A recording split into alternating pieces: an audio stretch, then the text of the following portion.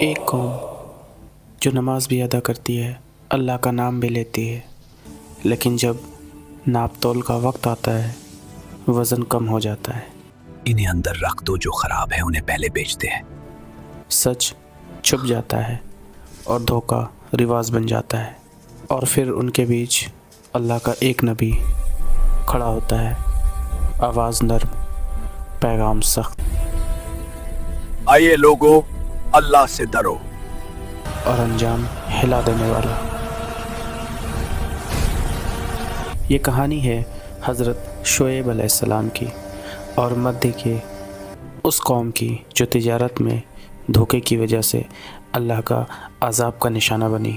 حضرت شعیب علیہ السلام قرآن کے ان انبیاء میں سے ہیں جن کو خاص طور پر انصاف، ایمانداری اور تجارت کا پیغام دیا۔ انہیں قوم مدھیہ کی طرف بھیجا گیا۔ یہ قوم زراعت اور تجارت میں مشہور تھی۔ جی آؤ آؤ، سب سے سستا، سب سے اچھا۔ بازار بھرے رہتے، دولت تھی لیکن انصاف نہیں تھا۔ آج پھر وزن کم کر کے تولنے لگے۔ قرآن حضرت شعیب علیہ السلام کو احکام شعیب کے الفاظ سے یاد کرتا ہے، یعنی ان کا بھائی شعیب۔ یہ ان کا درد تھا، یہ ان کی محبت تھی، اور یہی ان کی سب سے بڑی آزمائش بھی۔ مدھیہ ایک ایسا شہر جہاں تجارت زندگی تھی، قافلے آتے، بازار سستی، ترازو لگتے، لیکن ان ترازوؤں میں انصاف نہیں تھا۔ ہم نے پیسے پورے دیے ہیں تو مال کم کیوں؟ اگر لینا ہے تو لو، ورنہ جاؤ یہاں سے۔ وزن کم، ناپ غلط اور دام پورے۔ یہ وزن کم ہے، میں نے پیسے تو پورے دیے ہیں۔ قرآن بتاتا ہے ناپ اور تول پورا کرو، لیکن مدھیہ والے اس حکم کو نظر انداز کر چکے تھے۔ یہاں ہماری مرضی چلتی، جو ہم کہیں گے وہی ہوگا۔ یہ صرف مالی جرم نہیں تھا، یہ اخلاقی زوال تھا۔ حضرت شعیب علیہ السلام نے دعوت شروع کی۔ پیغام بالکل واضح تھا۔ صرف اللہ کی عبادت کرو، اس کے سوا کسی کے غلام نہ بنو، اور لوگوں کو ان کا حق پورا دو۔ انہوں نے کہا، میں تمہیں بھلائی کا حکم دیتا ہوں اور برائی سے روکتا ہوں۔ یہ دعوت صرف مسجد تک محدود نہیں تھی، یہ بازار تک جاتی تھی، ترازو تک جاتی تھی، روزمرہ زندگی تک جاتی تھی۔ قوم کے سردار بھڑک اٹھے، انہوں نے کہا، کیا تمہاری نماز تمہیں یہ حکم دیتی ہے کہ ہم اپنی تجارت چھوڑ دیں؟ یہ الفاظ قرآن میں محفوظ ہے، مذاق، طنز اور غرور۔ انہوں نے شعیب علیہ السلام کو یا تو دھمکی تم دی، ہمارے طریقے پر آ جاؤ یا پھر شہر چھوڑ دو۔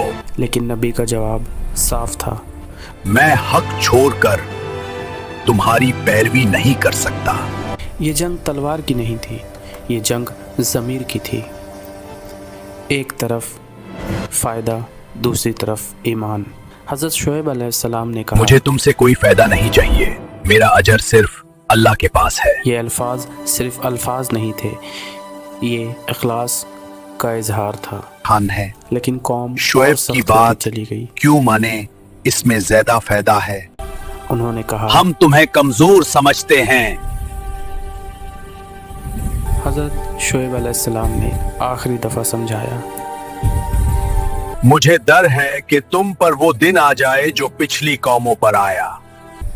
یہ دھمکی نہیں تھی، یہ رحمت بھری التجا تھی۔ لیکن جب قوم نے حد پار کر لی تو اللہ کا فیصلہ آ گیا۔ قرآن بتاتا ہے کہ پہلے ایک شدید گرمی چھا گئی۔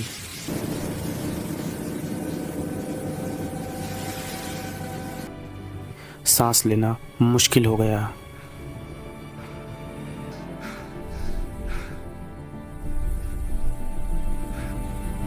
پھر ایک بادل نظر آیا،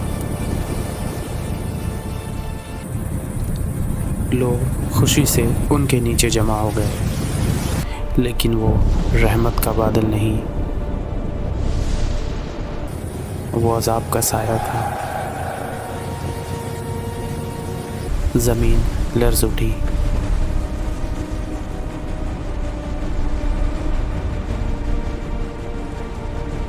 एक ज़बरदस्त चीख, आसमान से आग की बारिश।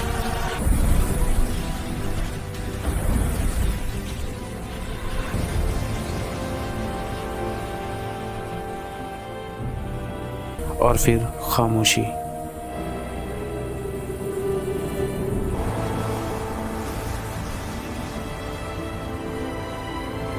कौम मध्य अपने घरों में औंधे पड़े थे। कौम मध्य तबाह हो चुकी थी। हज़रत शोएब अलैहिस्सलाम और ईमान वाले महफूज थे। ये अल्लाह का अदल था। हज़रत शोएब अलैहिस्सलाम की कहानी सिर्फ गुज़री हुई तारीख़ नहीं, ये आज के बाज़ार की कहानी है, आज के तराजू की कहानी है। नमाज और ईमान तब मुकम्मल होते हैं जब इंसाफ ज़िंदगी में उतर जाए। धोखा छोटा हो या बड़ा, अल्लाह के नज़दीक गुनाह ही रहता है। अगर हम चाहते हैं कि हमारी कौम महफूज रहे तो हमें शोएब अलैहिस्सलाम के पैगाम याद रखना होगा। ईमान, इंसाफ और सच।